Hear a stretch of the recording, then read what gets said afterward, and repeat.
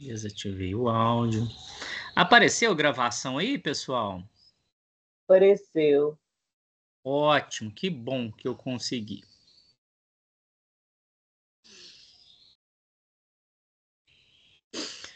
Queridos e queridas, então vamos iniciar. Tem 20 pessoas na sala, eu estava esperando o pessoal terminar de acordar. Sejam bem-vindas, bem-vindos para essa segunda aula, né, sobre teoria da literatura.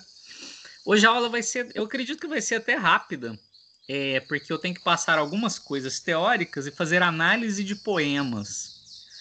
Poemas é uma coisa que eu gosto muito, né, gente? Como é legal a vida em poema, em poesia. Eu até já pergunto se poema e poesia é a mesma coisa, tem uma diferença, tá? A poesia é uma beleza artística. Pode ser uma foto, pode ser uma música que você gosta, uma música que nem tem som. Pode ser uma cena, pode ser o pôr do sol. Pôr do sol é poesia. Agora, um poema é escrito, tem versos, tem estrofes, tá? Então, um poema é escrito. A poesia é beleza. Então, a gente vai fazer umas análises disso. Fazer análises não é encontrar a verdade, tá? Então, vou até escrever isso no chat. Se não tiverem acesso ao chat, não tem problema, eu estou dizendo isso, tá? Fazer análise de poema não é encontrar a verdade no poema. Não, ninguém quer encontrar verdade nenhuma. Você tem a sua verdade, eu tenho a minha, tá? Fazer uma análise do poema é extrair dali sentidos que façam sentido na minha vida, tá? Analisar poemas é produzir sentidos sobre o poema. Então, de início, eu já quero compartilhar com vocês uma poesia que eu escolhi, das muitas que eu gosto. Hoje eu escolhi uma que é interessante a mim, ela deve aparecer para vocês aí. Apareceu, pessoal? Ainda não. Ainda não?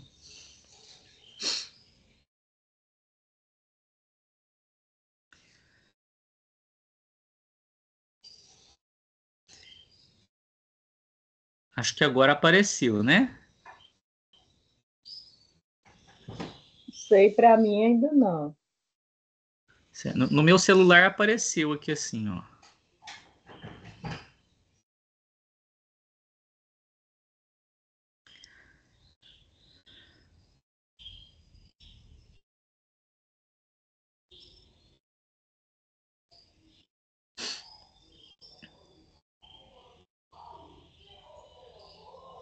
O André escreveu que apareceu.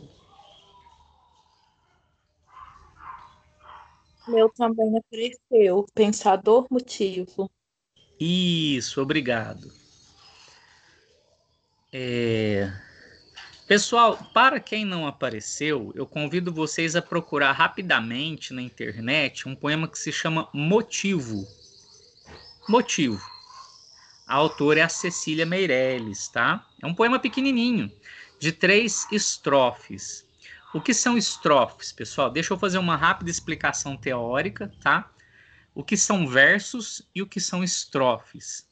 Versos são cada linha aí, tá? Cada linha é um verso. A estrofe é um conjunto de versos. Tá vendo que tá meio separadinho assim, ó? Um grupinho de frases em cima, um conjunto de versos embaixo. Então esse poema tem 3 estrofes.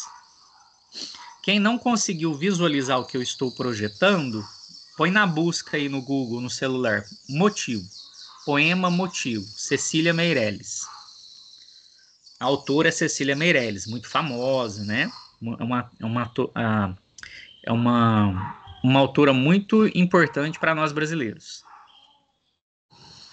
Tudo bem? A maioria conseguiu ver ou já localizou? Eu estou indo devagar. Estou olhando no Google aqui. Tá. Eu achei no Google. Perfeito, perfeito. Na gravação vai aparecer, porque tá aparecendo aqui para mim, né? Tá. E também eu vou ler o poema, caso não tenha achado, eu vou ler ele aqui, não precisa visualizar também, né? Isso é para uma comodidade. Mas vamos lá. O poema se chama Motivo. Então, a primeira coisa numa análise de poema, o que a gente faz é uma apreciação. A gente não vai achar verdades absolutas, nem uma referência exata. Tipo assim, ó, esse poema se refere a quê? Ao dia que ao primeiro beijo da, da poetisa? Não. Não tem uma verdade absoluta, uma referência exata. Ah, não, esse poema aqui é quando ela teve um pesadelo à noite. Não tem isso. Isso são especulações, tá? A gente pesquisa um poema, pessoal. A gente faz uma apreciação confrontando a sua vida, o seu eu, com o eu dessa poesia, que não necessariamente é o eu da pessoa biológica da autora, tá? Ele foi musicado, né, professor?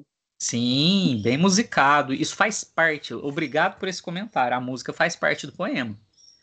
O poema, ele tem um ritmo, ele tem uma música. Tanto é que se você ler esse poema, ele é outra coisa. Parece uma beleza, assim, tá? Então ele tem musicalidade. Eu conheço ele com o Fagner. É espetacular. É espetacular com Fagner. E tem outras tantas pessoas, sabe, gente? Às vezes isso vai pro teatro, né? Às vezes vai para filmes, né? Mas vamos lá. O título se chama Motivo. Depois que a gente lê, vocês vão me falar se o poema tem a ver com o título, tá? Vou fazer essa pergunta a vocês. Tudo bem? Começa assim, ó. Eu canto. Então tá na primeira pessoa, tá? Eu canto. Quem canta é a Cecília Meirelles? Não sei. Às vezes ela tá falando. Às vezes esse eu são todas as mulheres. Às vezes esse eu é o brasileiro. Às vezes esse eu é o poeta. O poeta. Eu, você, alguém que faz poesia. Então a gente não sabe quem é esse eu.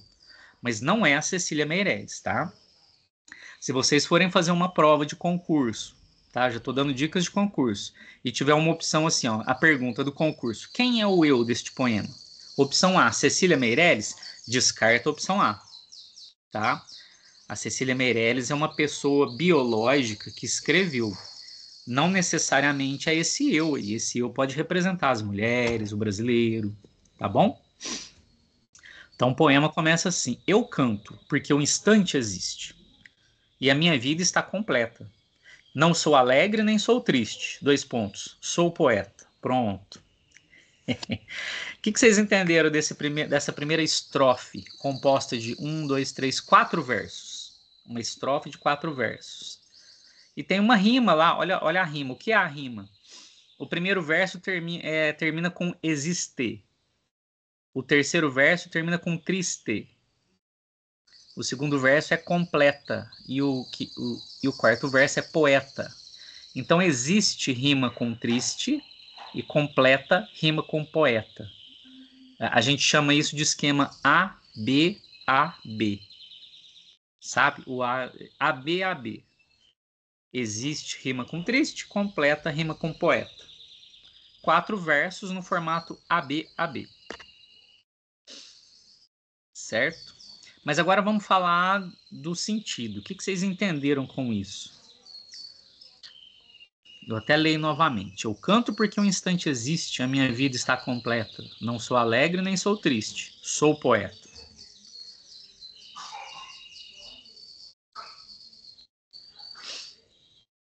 Tem um porquê ali que é uma coisa explicativa, né? Por quê? Eu faço isso porque aquilo outro, né? Eu não sou isso e não sou aquilo.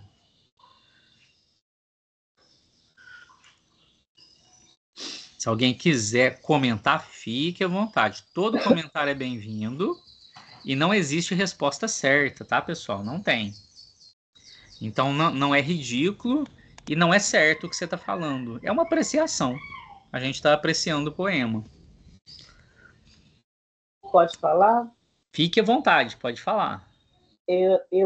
Assim, na minha interpretação, quando ele fala, ou ela fala, não sou alegre nem sou triste, sou poeta, ela assume que a vida não é nem feliz e nem nem ruim, mas que ela é complexa, né? Então ele é assim, sou poeta, eu sou uma pessoa lúcida. Só eu entendi isso. Perfeito, excelente seu comentário. Alguém mais quer dizer alguma coisa? Que depois o Júlio não para de falar, então, se vocês quiserem falar, fiquem à vontade. Alguém tem alguma outra percepção diferente? Ou conseguiu detectar um outro ponto de vista? Alguma coisa que está escondida aí, né? A gente está procurando moedas de ouro na casa, isso é a poesia. Tem muita coisa escondida nesses 4 versos aí. Eu canto porque um instante existe. Peraí, um instante existe? A vida é feita de instantes, né, gente? Como assim um instante existe? Existe um instante de café da manhã, o instante de pagar conta, que você olha aquele aplicativo e fala, nossa, meu. Mas existe o instante de um beijo, o instante de tomar uma cerveja, o instante de olhar para o filho, ele te dá trabalho, mas te dá alegria. E ela canta por isso. Ela canta por tudo. Ela ou ele, né? Eu canto porque um instante existe. Eu estou viva, né? É. Que instante é esse? Esse instante pode ser a nossa vida, com tudo que ela tem, agridoce, né? Bem agridoce. É. Agora, olha só, pessoal, o que me chama muita atenção, o Júlio, né? Vocês podem chamar a atenção o primeiro verso, o segundo, mas me chama muito a atenção o terceiro e o quarto verso, que é assim, ó, eu não sou alegre, nem sou triste. Eu fico pensando, se uma pessoa não é, porque parece que no mundo você tem que ser alegre ou triste, né? Ou é positivo ou é negativo. Ela falou que não é nenhum nem outro. Ou ela não é alegre e ela não é triste também. O que que ela é então? Ela é poeta. Então, o que que é um poeta? É alguém que é um poeta? É uma Poeta é pessoa, alguém alegre? Uma, é Oi? uma pessoa lúcida, né? Sim, né? uma pessoa que está com as emoções estáveis. Perfeito, perfeito. Esse comentário é excelente. Emoções instáveis, né? Quer dizer que você tem que ser alegre e você tem que ser triste? Não, ela falou que não é assim. Se você olha assim, tua visão de mundo está imperfeita, está fragmentada, né? Você tem que ser alegre todo dia? Tem que ser triste todo dia? Tem que ser alegre de manhã, triste à noite? Falou, não, eu não sou nem alegre e nem triste. Ela descartou as duas possibilidades. Pô, mas o que que você é então? Eu sou poeta. Então, o que que é ser poeta? Essa resposta que a última pessoa falou é interessante, né? É uma pessoa com emoções no lugar. A outra pessoa disse que é alguém que tem lucidez. A vida de você. Tá, então, para Cecília Meirelles, para esse eu lírico, que eu não sei quem está falando, né? Que não é a Cecília Meirelles, esse eu lírico, ele está falando assim: olha, se você perguntar se você é uma pessoa alegre ou uma pessoa triste, essa pergunta está errada, não serve para nada.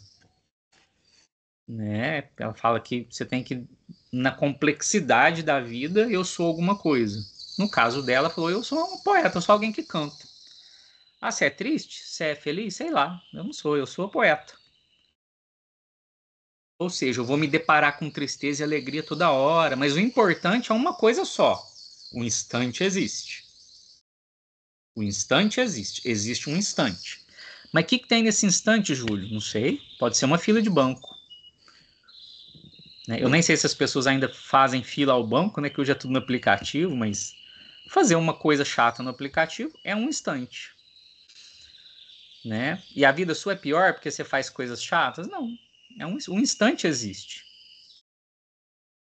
Ela canta. Então tem alguma coisa de indiferença às coisas, às situações alegres e tristes nesse primeiro estrofe. Isso seria uma conclusão, uma das muitas conclusões do Júlio.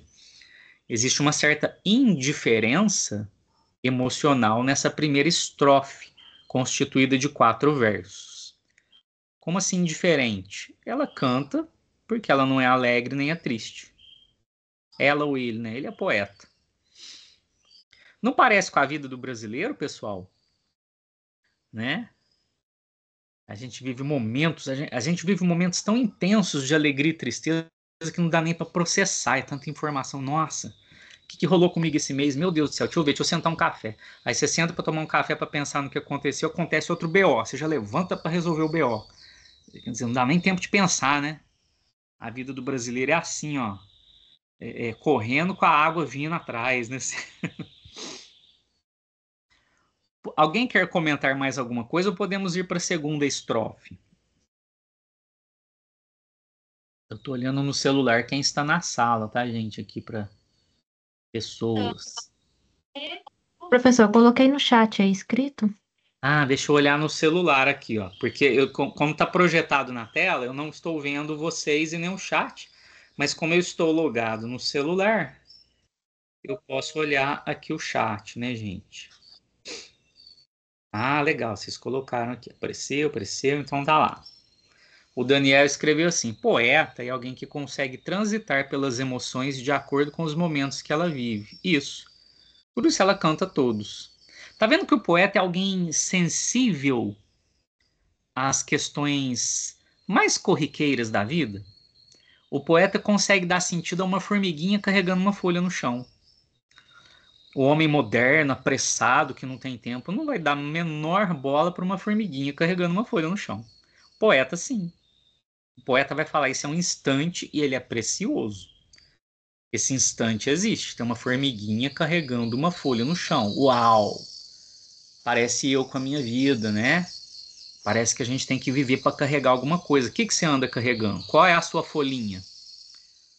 Né? Então, o poeta, ele olha para uma coisa popularmente ridícula e dá sentido vital a essa percepção, a essa coisa ridícula, despercebida, né? Sem valor inicialmente.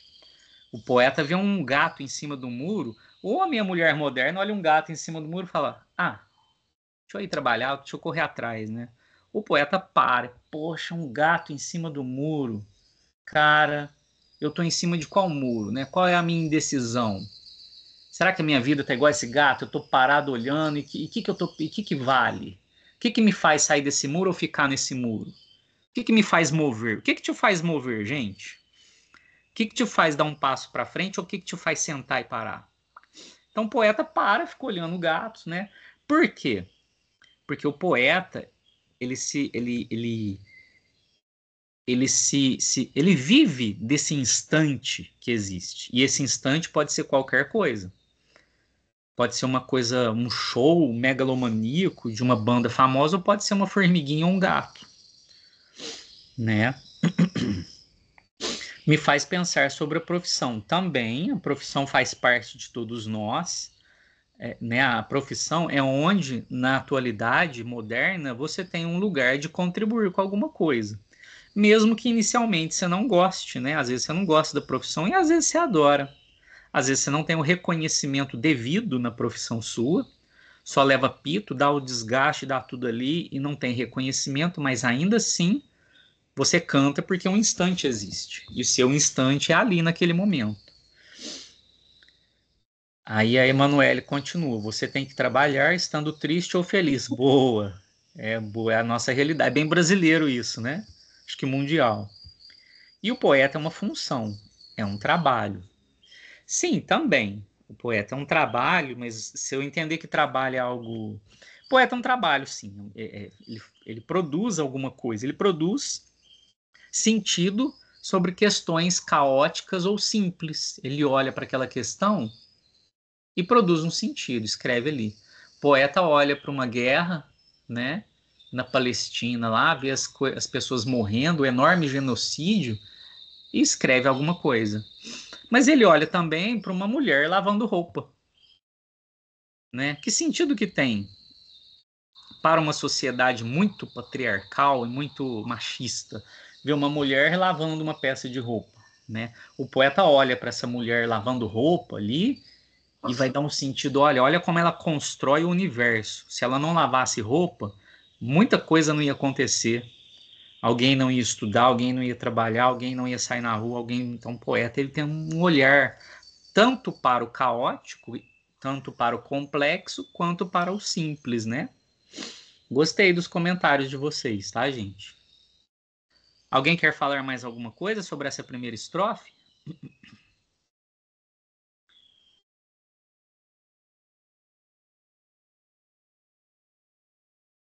A Viviane escreveu: o poeta tem esse olhar poético sobre eventos cotidianos e olhar crítico para os acontecimentos do mundo. Boa. Então, meus queridos e minhas queridas, nós somos convidados a ser poeta.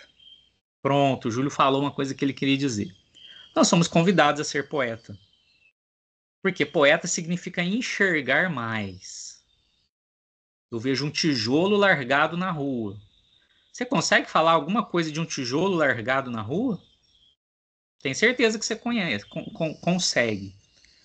Em que medida um tijolo largado na rua tem um certo valor, né? Poxa, o tijolo, todo tijolo tem um lugar, um tijolo ajuda a construir uma igreja, um tijolo está num prédio, um tijolo está numa casa em que as pessoas são tristes, e tem um tijolo que está numa casa em que as pessoas são muito alegres, e aquele tijolo está no meio da rua, ele está solitário, aquele tijolo está tão solitário que ele não está engajado em nenhuma arquitetura.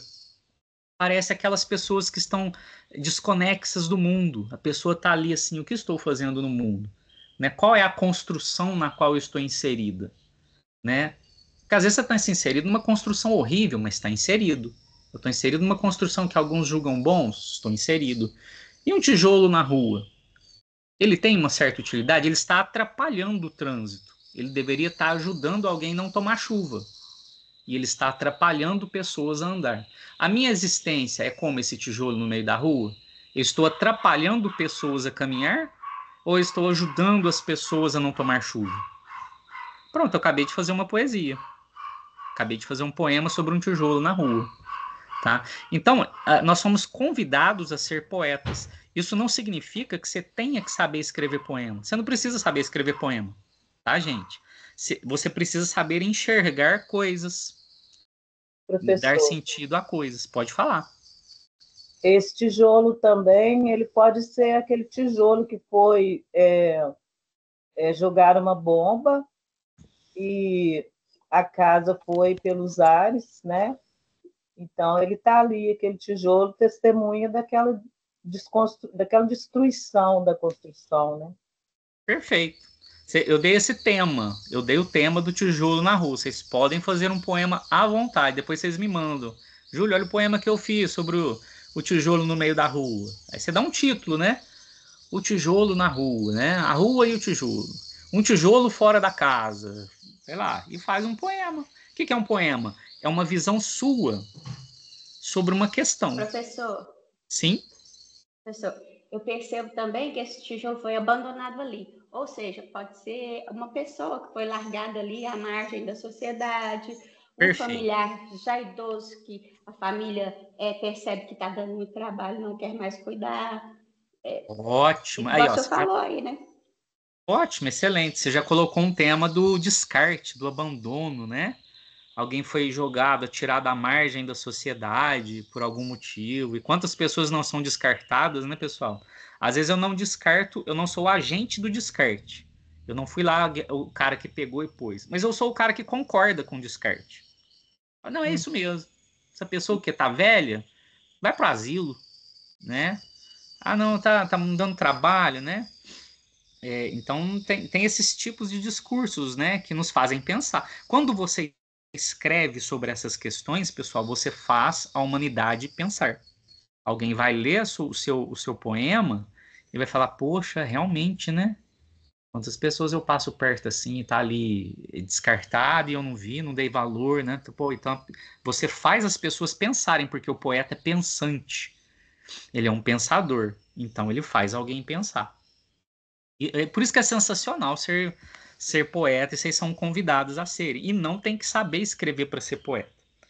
Né? Eu convido vocês a baixarem depois dessa aula poesias de Carlos Drummond de Andrade, que é um poeta conhecido por ser muito cotidiano, corriqueiro, né? Ele escreve assim, olha, Itabira, que é a minha cidade natal, é um retrato na parede. Mas como dói? Ó, olha o poema que ele fez. Itabira é um retrato na parede. Mas como dói? A minha cidade, Paraíso, é um retrato na parede, mas como dói? Tá vendo que isso faz pensar e é simples de escrever? Não tem que ter palavras rebuscadas. Você tem que fazer as pessoas pensarem, né? A Viviane escreveu assim, ó, me fez pensar em Drummond e o poema no meio do caminho. Aí, ó, a gente pensou no mesmo autor. Alguém quer complementar ou posso ir para a segunda estrofe? Então vamos para a segunda estrofe, tá? Vocês percebam que um poeminha pequeno nos dá margem para ver muitas coisas. E é um convite a sermos poeta. Porque o poeta, repito, é aquele que olha para um objeto caótico ou um objeto simples, como uma formiguinha, como um tijolo, e consegue extrair dali um sentido que faça sentido para a vida das pessoas, tá? Eu diria que a humanidade precisa de mais poetas, pessoal. Vocês concordam comigo? E as Demais. tanto a sociedade precisa de mais poetas, como as pessoas precisam ler mais poesias, tá? E mesmo que não fossem poetas, pelo menos que estivessem mais atentas, né? Sim, sim. É que é isso que a poesia faz, ela chama atenção para uma florzinha que nasceu ali. Pô, aquela florzinha quer me dizer, é o universo querendo falar comigo, tá? A gente fica tentando prestar atenção em coisas grandes, altos-falantes, mas tem uma florzinha no canto de uma cerca que está querendo falar comigo alguma coisa. Aí você tem que parar para pensar o que é aquela florzinha que nasceu no meio da cerca, na hora que eu vou trabalhar, eu olho para ela, o que está me dizendo aquilo ali, né? Que é insignificante do ponto de vista da correria moderna. Mas do ponto de vista da humanidade, aquela florzinha na cerca ali, tá? Né? Pô, o que é essa florzinha? Quer dizer, quais as coisas belas que eu tenho encontrado na minha vida, igual uma florzinha? Que fazem, às vezes faz mais sentido do que ganhar um carro, tá? Você ganhou um aperto de mão de alguém que você admira? Pronto, é uma florzinha que nasceu na cerca, né?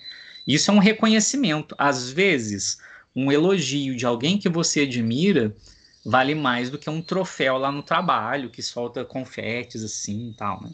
Enfim, a gente fica poetizando a vida aqui, se o Júlio não parar de falar, né? Segunda estrofe. Irmão das coisas fugidias. Ou seja, esse eu aí é irmão das coisas que saem, que escorrem, que não fica aqui, as coisas fugidias. Não sinto gozo nem tormento. Quer dizer, o poeta aí, no caso, ele não sente nem prazer e nem está atormentado. Ele atravessa noites e dias no vento. Tá vendo que é uma coisa de indiferença, de não perseguir uma felicidade, também não perseguir uma tristeza. Ele é irmão das coisas fugidias. Passou na minha frente, eu tenho interesse. Né? Pisou no meu pé, esbarrou em mim, eu tenho interesse. Eu sou irmão das coisas fugidias. Eu não planejei meu dia de hoje. O que vai acontecer? Até planejei meu dia de hoje, mas acabou a gasolina. Tá. Tive que parar e fazer outra coisa. Tive que comer um pastel num lugar que eu nem imaginava que eu ia comer um pastel. É isso, aconteceu. E isso é válido. Ele é irmão das coisas fugidias. Então ele não sente gozo nem tormento. Ele não vai estressar porque o plano dele deu errado. A coisa de estressar porque o plano que você rascunhou, o cronograma falhou, é coisa do homem moderno que acha que é um robô, que tem que cumprir uma meta, tem que ser produtivo no trabalho. Ele é uma maquininha, né? Pois ele morre, a vida dele valeu o quê? Esse tanto de cronograma que ele cumpriu. E não deu valor pelo cachorrinho que passou na perto dele lá, assim. Ah, o cachorrinho que passou perto dele é uma coisa inútil? É uma coisa fugidia. Mas disse alguma coisa sobre a vida, sobre a vitalidade. Então, esse cachorrinho é uma vida que passou na minha frente, né? Pode fazer sentido em muitos casos. Alguém quer dizer alguma coisa sobre essa estrofe? Porque senão eu passo para a próxima estrofe. Podem escrever também, tá, gente? Eu estou no celular vendo mensagens aqui de vocês. E o Sebastian dormiu ali. Então ele está me deixando falar.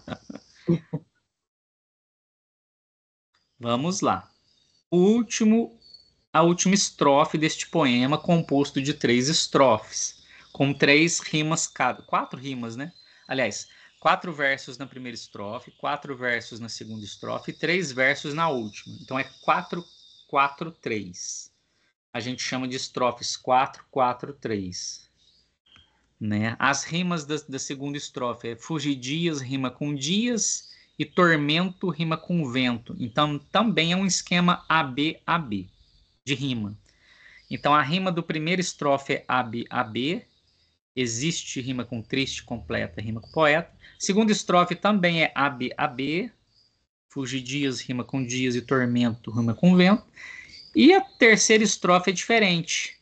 É A, A e B, porque edifico rima com desfaço. Aliás, eu diria que nem tem essa rima, né? Vamos ler a terceira estrofe. Se desmorono ou se edifico, se permaneço ou me desfaço, não sei.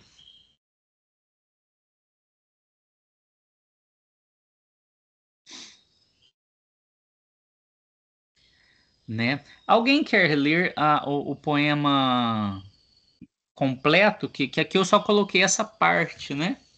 Se alguém quiser complementar para mim. Deixa eu parar, parar de compartilhar. Parei aqui. Nossa, minha câmera tá toda zoada hoje. Vocês me desculpem que eu tô na cama aqui com o notebook aqui. Eu tô sem mesinha. Mas vejam que o poema da Cecília Meirelles, pessoal, é um convite a pensar a vida de outra forma, não lógica. Porque se ela constrói ou se ela edifica, não sei. Peraí que faltou um pedacinho, tá, gente?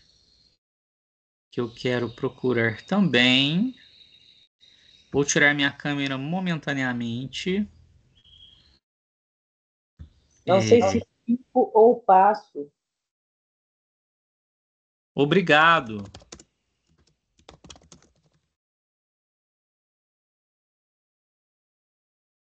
Isto. Aqui.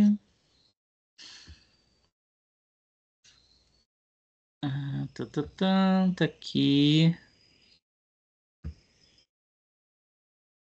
Pronto.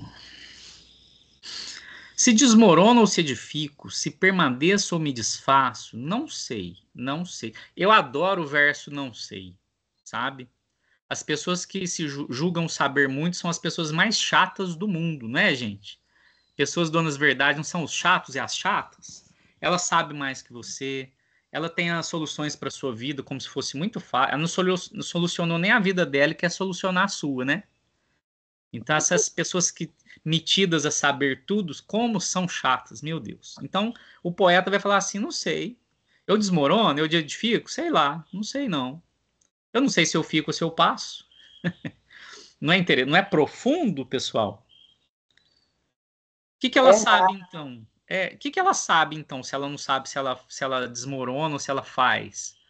Ela sabe que ela canta. E a canção é tudo. Pronto. Eu sei que eu canto. A única coisa que ela sabe. O Sócrates vai falar assim: só sei que nada sei. Que para mim é uma poesia. Né? O Guimarães Rosa vai falar assim: que professor. O professor é o que de repente aprende. Uau! Então o professor não sabe. É alguém que de repente aprende. E a Cecília Meirelles vai falar assim: eu não sei se eu desmorono, se eu edifico. Eu não sei se eu permaneço, eu não sei se eu me desfaço, eu não sei. Eu sei que eu canto. E a canção é tudo. Tem sangue eterno, a asa ritmada. E um dia eu sei que estarei mudo. Mais nada. Ah, é lindão o poema, né não, gente? Ou é só o Júlio que gosta, gente? Maravilhoso.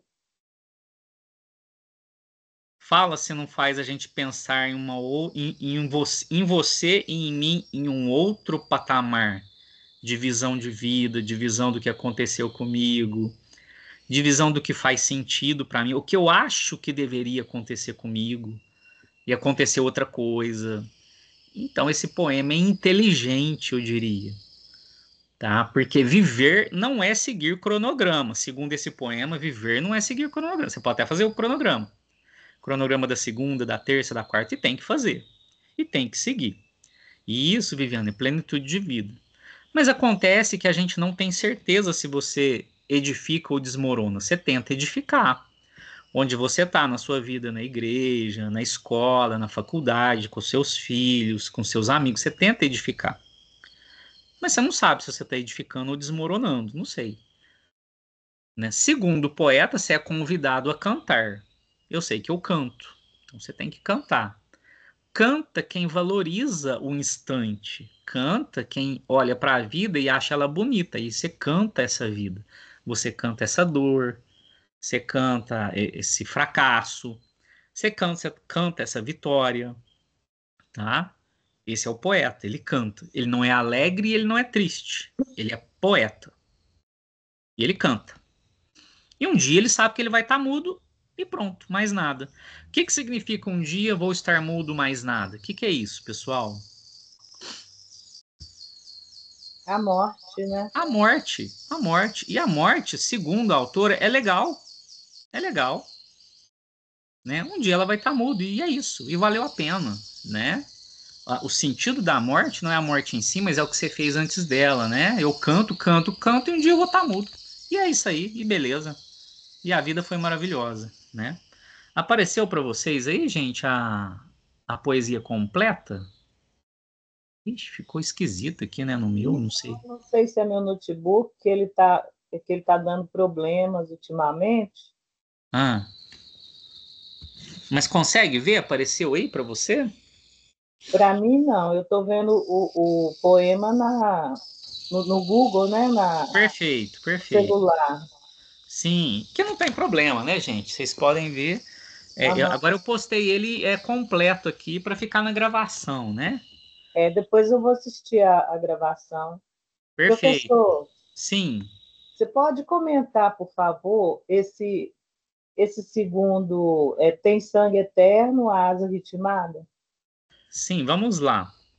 Que é a última estrofe, né, gente? Sei que canto, e a canção é tudo. Tem sangue eterno, a asa ritmada. Né? A asa ritmada é a coisa da música. A música é feita de ritmos, né, gente? Ela tá falando que canta. A palavra cantar aí é a palavra que insiste no poema, né? Começa o poema com isso, e o último estrofe tem esse sei que canto. E a canção é tudo, a canção é tudo. Aí ela explica o que é a canção. A asa ritmada tem sangue eterno, só que ela inverteu a frase. Tem sangue eterno, a asa ritmada. É a mesma coisa do. Lembra como o mestre Yoda fala no Star Wars? Você deve ser forte. O mestre Yoda fala: ser forte você deve. Essa troca frasal é um recurso de beleza, um recurso poético, tá? Ó, o Júlio está falando. Eu vou trocar. Falando, o Júlio está. Você deve comer, você deve se alimentar bem. Alimentar bem deve você. Então, em vez dela falar asa ritmada tem sangue eterno, ela falou tem sangue eterno, a asa ritmada. Na língua portuguesa a gente fala, a ordem é sujeito e predicado. Aí o poeta fala assim, predicado e sujeito, inverte. Né? Quer dizer que a asa do ritmo, ou seja, o verso é para sempre. Ele não morre. Entendeu? A canção é tudo. A música não morre. Ela vai morrer, ou ele. A música não. Um dia ela vai estar muda, mais nada. Mas o ritmo, a música tem sangue eterno. Tem vida eterna, né? Então é um paradoxo. Eu canto. Um dia eu não vou cantar, mas a música fica. A música tem sangue eterno. Isso é uma das muitas leituras, tá, gente? Alguém quer complementar uma outra possibilidade de sentido? Fique à vontade. E esse é o grande barato dos poemas, gente. A gente não tem uma verdade absoluta. O poema nos mexe com a gente. Ele impacta na nossa alma, seja lá qual a sua definição de alma, mas o seu eu interior, esse poema mexe com a sua existência. E você explica da forma como você entendeu esse impacto na sua vida aí, né? Quem pode ler, pessoal, para mim, um poema inteiro, desde o título até lá embaixo? Se errar, não tem problema não, viu? Não vou tirar ponto de quem errar, de quem gaguejar. Mas só para a gente escutar. Quem pode fazer essa gentileza? Eu posso, professor. É para ler o Obrigado. poema? Sim, faça essa gentileza. Bom, vou começar. Motivo. Eu canto porque o instante existe e a minha vida está completa. Não sou alegre, nem sou triste. Sou poeta. Irmão das coisas fugidias, não sinto gozo nem tormento. Atravesso noites e dias no vento. Se desmorono ou se edifico, se permaneço ou me desfaço, não sei, não sei. Não sei se fico ou passo. Sei que canto e a canção é tudo. Tem sangue eterno, a asa ritmada. E um dia sei que estarei mudo. Mais nada. Obrigado. É isso. O poema ele deve ser lido também porque ele é uma música, né? É emocionante, né? Dá para emocionar. Lendo é Sim, diferente. Em voz alta, né, professor? sim, sim, faz Ou toda a então, diferença. né? E vocês percebam que a Isso. gente fez aqui um exercício de levar tipo 40 minutos para ler um poema pequeno. E não é maravilhoso isso? A gente não lê um poema igual você lê uma faixa no trânsito. Eu tenho que ler correndo porque eu tô com pressa. A gente se embebedou de cada verso, a gente mergulhou em cada estrofe sem pressa, né? Ficou bonita ela lendo, né? Sim, é o exercício que a gente é convidado a fazer, né, pessoal? A minha dica a vocês é comprar um livro de poesia, sabe? Um livro de. Se vocês ainda não têm, eu prefiro um livro físico, de papel, um artefato, tá? Um objeto. Então você compra um livro de poesias, põe lá na cabeceira, vez ou outra você lê, né?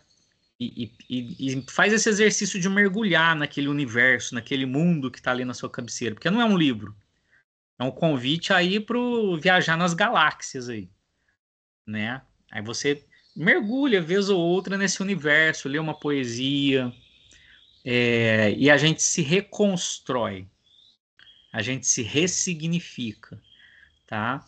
Essa é a função tanto pessoal quanto social da poesia, tá? Ela diz algumas coisas interessantes, porque são a poesia, pessoal, né? O poema é fruto de alguém que pensa sobre coisas simples e caóticas. E às vezes isso nos falta, né, gente? Poxa, né? O que eu vou pensar aqui? E o poema nos dá ajuda, nos ajuda. Tranquilo, meu povo? Sim. Pessoal, podemos fazer um intervalinho de uns 3 minutos para mim ir ao banheiro ali, tomar uma água. E eu retorno já com outro slide aqui, que é um slide mais técnico, será rápido. Obrigado, Emanuele. Quem pôs joinha aí? Quer ver? Eu já vou ter pronto, está aqui. Eu vou até deixar compartilhado já. Tá aqui. Porque já vai carregando. Apareceu aí para vocês, gente? Agora apareceu para mim. Ok, ótimo. Não, então já está Poema testado. Eu vou parar aqui só para fechar minha câmera. Então vamos parar por 3 minutinhos, tá bom? Já voltamos. 1 minuto, pessoal. Deixa eu tomar uma água e acho que um cafezinho também e volto.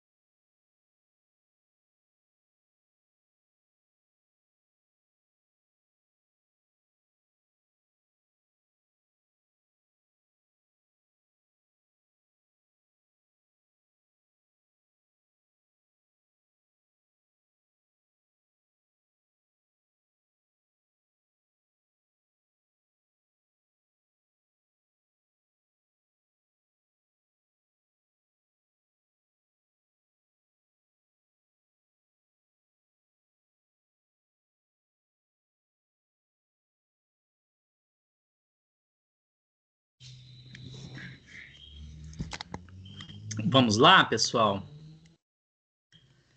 Tá.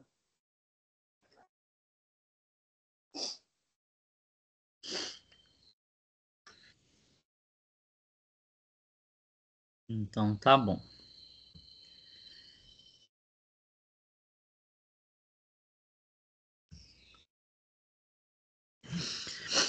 Bom, eu vou falar rapidamente, pessoal, sobre alguns princípios técnicos, teóricos da poesia, do poema, só para ficar registrado. Eu acredito que eu já disse isso durante a análise do poema, tá? Por exemplo, a diferença entre poesia e poema, né? A poesia é a arte em si, é o que é bonito, tá? Alguém cantando é uma poesia. Uma foto da Torre Eiffel pode ser uma poesia. Uma foto que você tirou do seu filho é uma foto, é uma poesia. Que é lindo você ver lá o seu tesouro ali, né? Uma foto que você tirou com seu namorado, uma foto que você gosta, tem um valor para você. Porque às vezes estava numa roça, tinha um solão lascado, mas foi a primeira vez que ele falou eu te amo. Pô, isso é uma foto, é uma poesia. Essa foto é uma poesia, porque lá ele falou eu te amo, né? Já o poema é uma coisa escrita, tá bom? Acredito que não temos questões quanto a isso. Então, tá aqui. Todo poema é considerado poesia, mas nem toda poesia precisa ser um poema.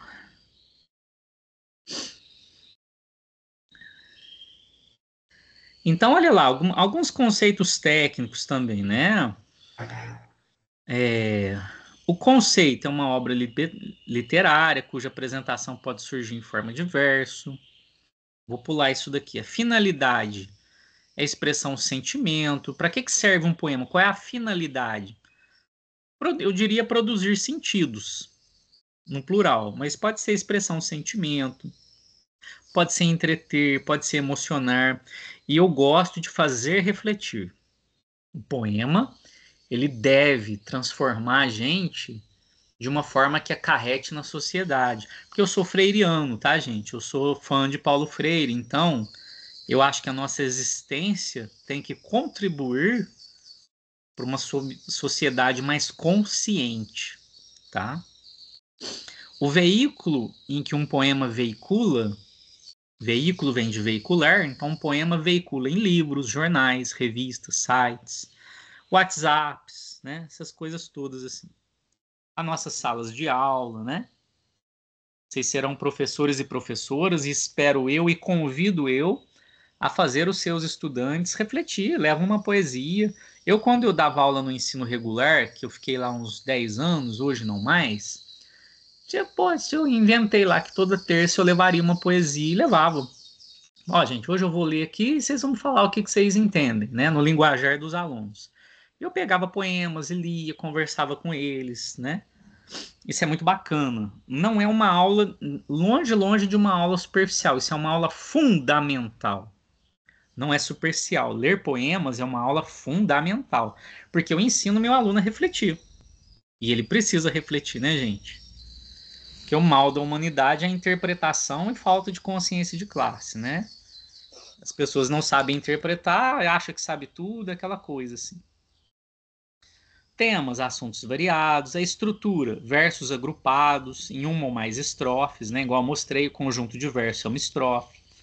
E a linguagem, pessoal, é muito liberta de regras e de normas. A linguagem é própria sua, ela pode ser mais expressiva, mais figurada, tá? Então, a, a minha rainha, né? A minha noiva é a minha rainha. Ela é o meu mar. Pô, ela é o mar, eu estou usando uma metáfora, ela é o meu mar, então é uma coisa figurada.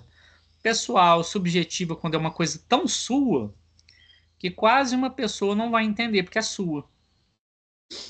Né? Aquele anel que eu ponho, e às vezes esse anel tem um sentido tão peculiar a você, que é um sentido pessoal. Se eu ler o seu poema que se chama O Anel, eu não vou entender essa profundidade de sentido, que é uma coisa sua, né? Então tá bom. Ah, isso aqui é interessante. Pessoal, o poema pode estar escrito, então, em verso, mas ele pode estar escrito em prosa, tá? Em verso é tipo esse que a gente leu da Cecília Meirelles. Ele tem versinhos pequenos, curtos, geralmente uma rima.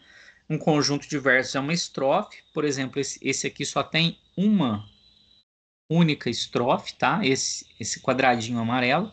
Mas o poema aqui embaixo, pessoal, no quadrinho verde, é um poema em prosa, ou seja, parece um texto, né?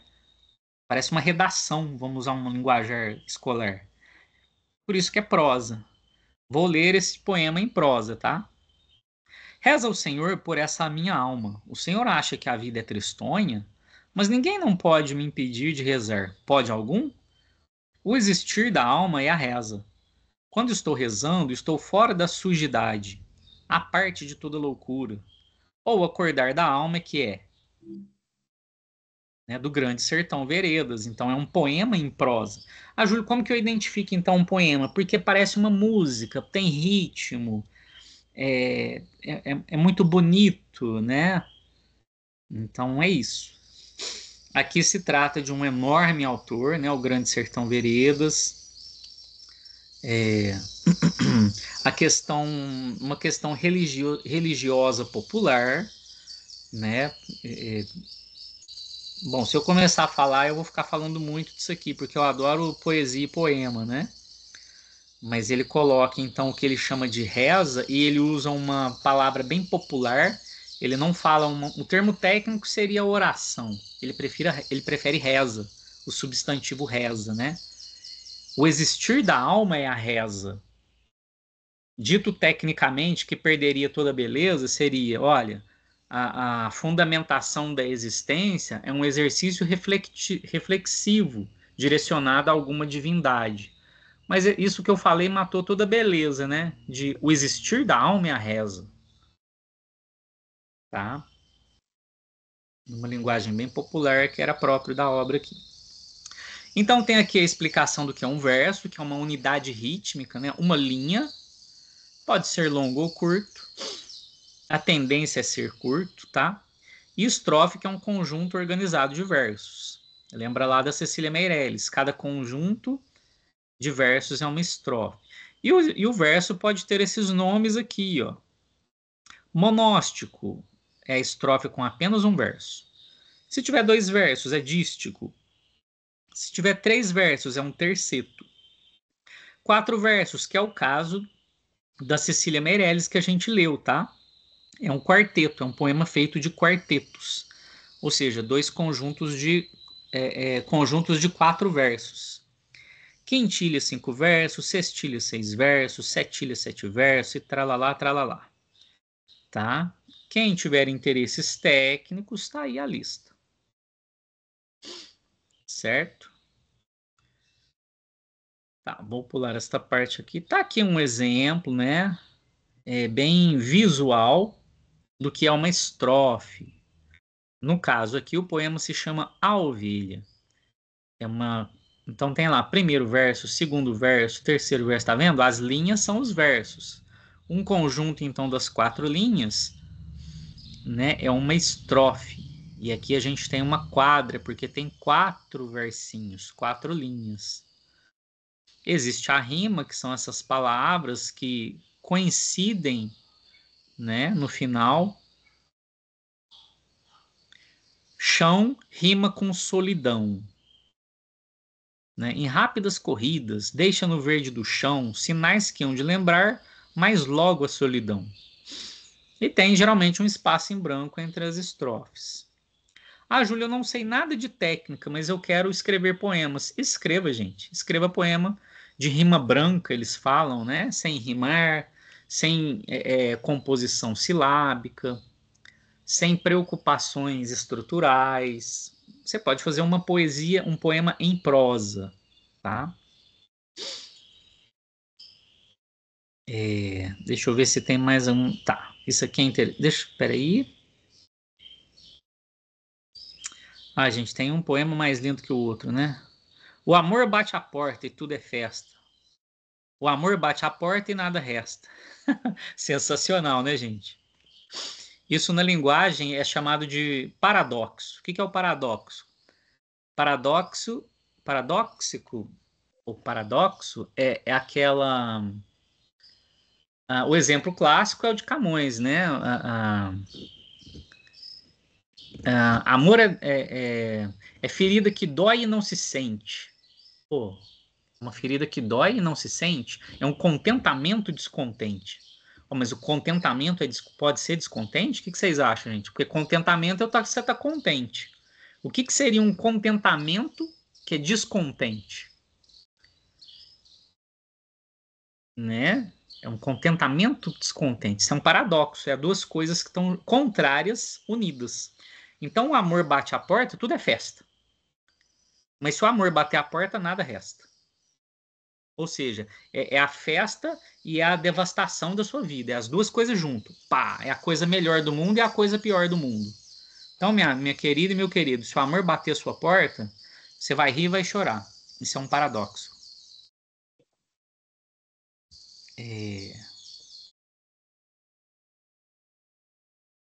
Olha só, o poema de Carlos Drummond de Andrade se chama Ressentimento do Mundo. É esse aqui do cantinho direito, tá? Enquanto no mundo tem gente pensando que sabe muito, eu apenas sinto muito. Aí a gente tem uma ambiguidade. Ele apenas sente, ele não sabe, ele sente. Ponto final. Embaixo ele pôs muito. E emenda com sinto muito, que é, eu lamento que você acha que você sabe muito. Eu sinto muito que você pense que você saiba muito. Mas ele também só sente, que é ponto. Quer dizer, sentir é mais importante do que saber. Né? Enquanto no mundo tem gente pensando que sabe muito, eu apenas sinto. Quer dizer, sentir é mais importante que saber. Mas a linha de baixo é um pedido, né? Eu sinto muito. Quer dizer, eu lamento que você acha que você saiba muito e sente pouco. Né? Aliás, esse é um poema do David Corren para o Carlos Drummond de Andrade. E tem esse poema aqui que eu acho bem legalzinho mesmo, né? Que ele é num gênero notícia de jornal, olha lá. João Gostoso era carregador de feira livre e morava no Morro da Babilônia, num barracão sem número. Tá vendo que eu dei uma... Parece que uma narração mesmo, eu tô contando uma historinha, né? Uma noite ele chegou no bar 20 de novembro e ele bebeu, cantou, dançou. Depois se atirou na Lagoa Rodrigo de Freitas e morreu afogado. Nossa, Júlio, isso é um poema?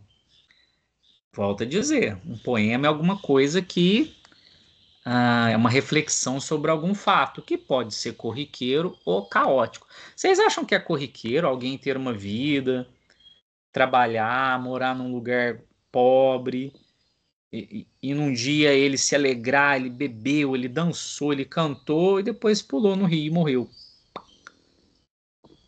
Isso nos faz pensar sobre o quê, gente?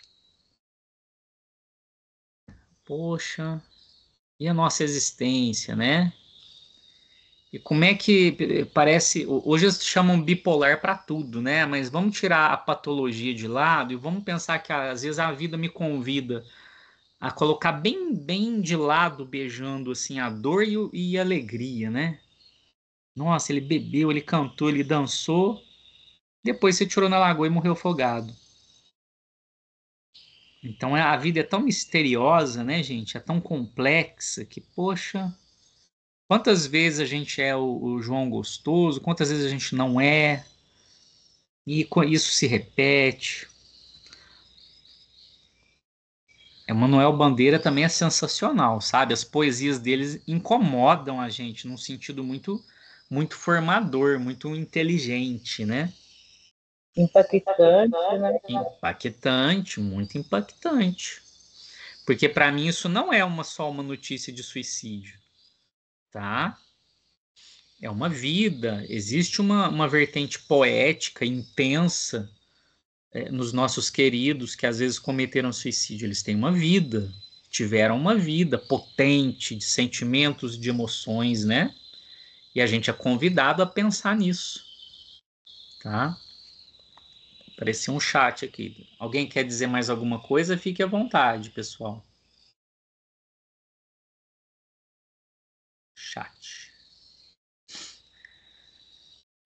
E isso é questão social, Viviane, que eu adoro essas questões. Ele era carregador de feira, morava no morro, num barracão sem número. Esses dados não foram colocados aí por acaso, né, gente?